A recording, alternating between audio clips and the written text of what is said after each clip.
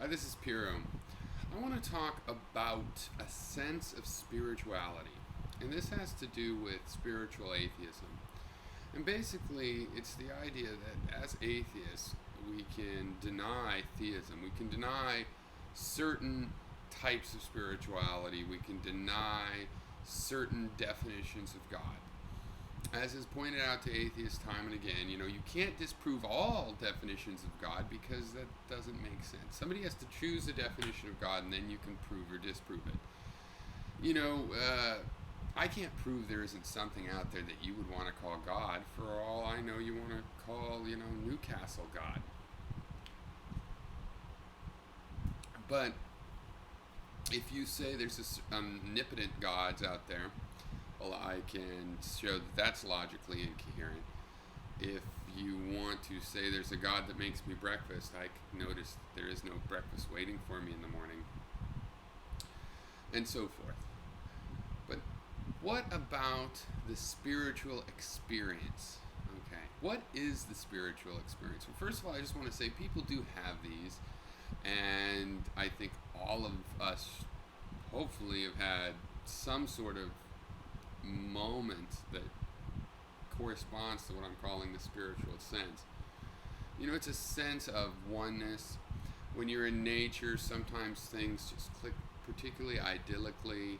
It feels like there's a sense to the world and things are interconnected. There's sort of a oneness, or in my way of looking at it, a connection, a connectivity between you and the rest of the universe. And you that's how you feel. Now, I consider that a sense, okay? Some of our senses are just virtual, internal senses, granted.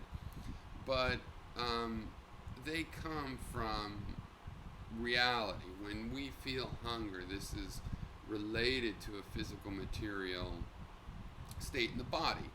And since I believe, we have an embodied mind, and which is evolved around interpreting experiences, not only just interpreting senses, but even building new senses and interpreting the result.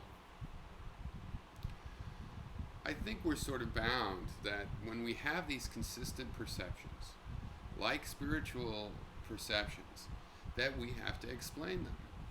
We still have these. I think that if an atheist is anti-spiritual to the degree of denying having these experiences, then, well, I kind of consider that, a dogmatic overreaction. But I think that the atheist is in danger of actually giving more weight to these experiences, because you see, it's like this. Consider lust, okay? Now, lust does not feel like the desire to have children, but we know from like a genetic perspective that is why we have the lust. That is why we've evolved it.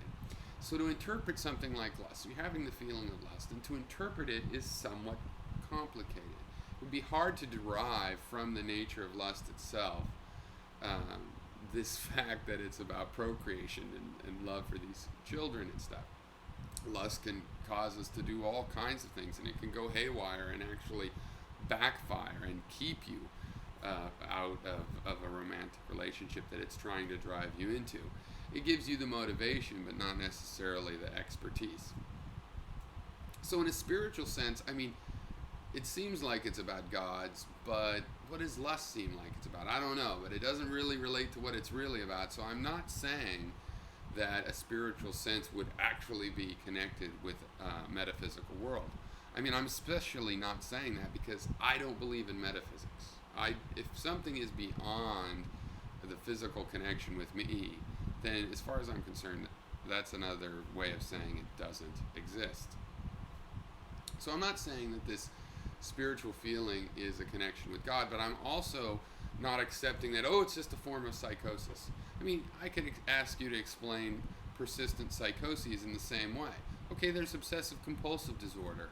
What are the evolutionary meanings of that? What purpose does it serve? Is it always a detriment to survival? There's a lot of other questions we can ask about all of these so-called psychoses as well. Now, is it dementia? Well, no, it's not dementia, because dementia is a clinical definition of someone deviating from the norm. Having religious delusions is not a deviation from the norm, and having spiritual experiences is not a deviation from the norm. Most people that you talk to can find some, at least small number of experiences like this, where you have the spiritual experience, and it changes the course of your life. This is not just something that you want to ignore. This is something powerful in people's lives. So, if you're an atheist, how do you explain spiritual phenomena? Have you had spiritual experiences? What do you make of it all?